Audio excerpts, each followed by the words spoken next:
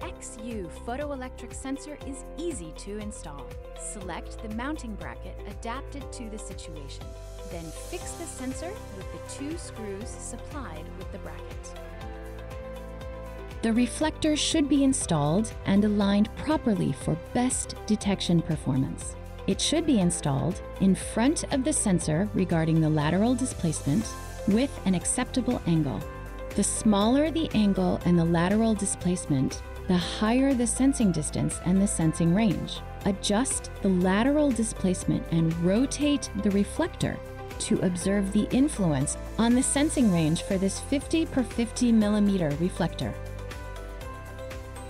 Setting the sensitivity is easy thanks to the potentiometer, the yellow output status LED, and the green stability LED.